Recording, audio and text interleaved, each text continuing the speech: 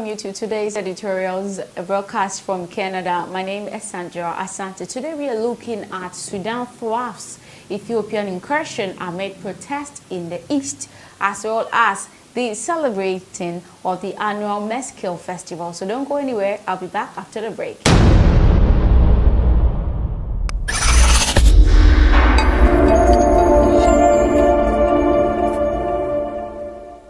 You're welcome back from the break. So Sudan's military says it has repelled an attempted incursion by Ethiopian forces in the border area between the two countries. The Ethiopian forces were forced to retreat from the Oman Baraket area, a military statement said on Sunday, without giving further details.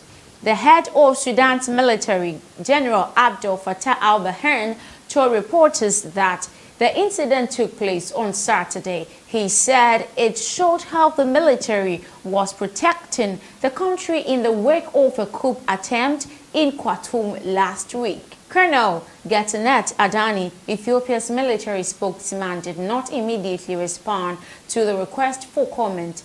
Tensions along the border between Sudan and Ethiopia have escalated since the outbreak of a conflict in Ethiopia's northern Tigray region last year that sent tens of thousands of refugees into eastern Sudan. The tensions have focused on an area of fertile farmland known as Alfashaga, where the border is disputed. Now let's look at the Shattered port as well as the blocking routes. Meanwhile, protesters in eastern Sudan shut pipeline that carries imported crude oil to the capital, Khartoum.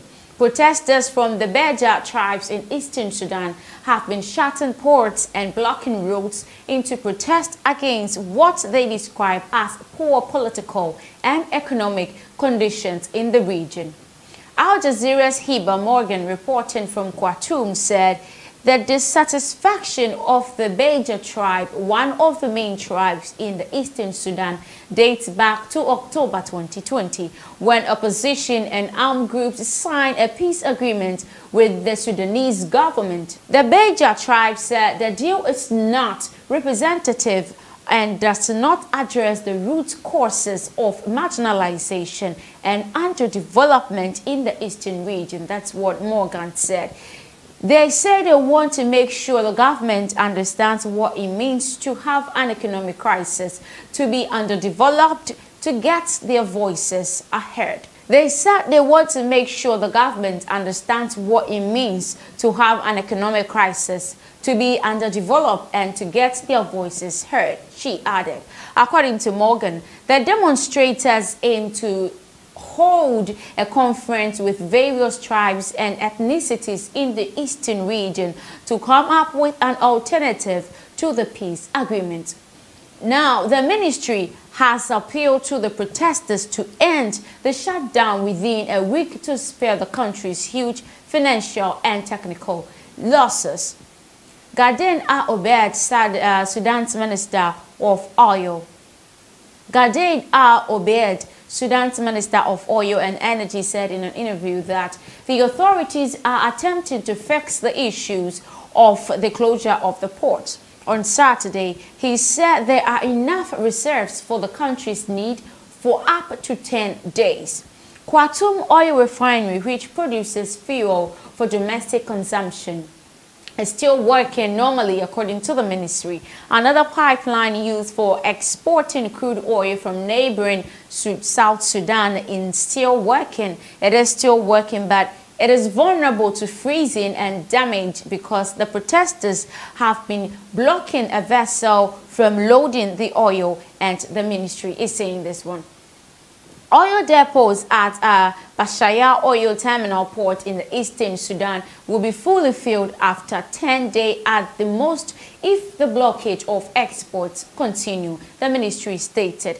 That will in turn cause South Sudan oil fields to halt production. Walid Madibo, founder and president of the Sudan Policy Forum, said the grievances of the demonstrators are justified. It is not only the concerns of the Beja tribes. I think it is the demand of the people in the eastern part of the country, Madibo told Al Jazeera.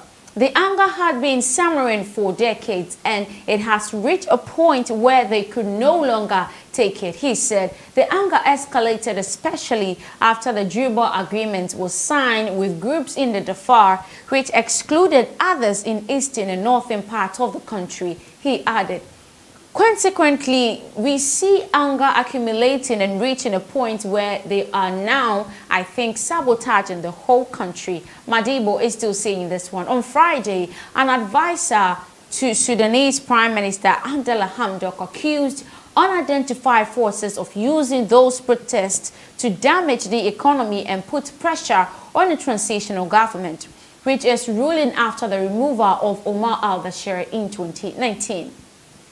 Stopping oil exports will lead to major economic losses.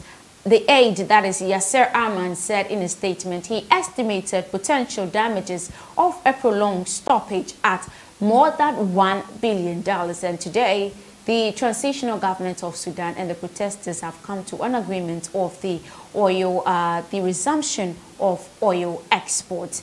Away from that, Ethiopians are really celebrating the annual Maskell Festival, the first big festival of the Ethiopian religious year. According to the Ethiopian Orthodox Christian tradition, the national holiday marks the finding of the cross that Jesus was crucified on.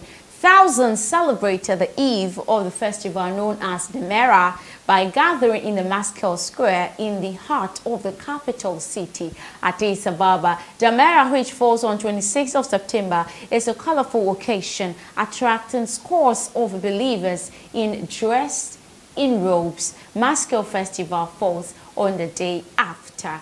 This is where I end the editorials for today. My name is Sandra Asante. Thanks for watching. You should have an amazing day.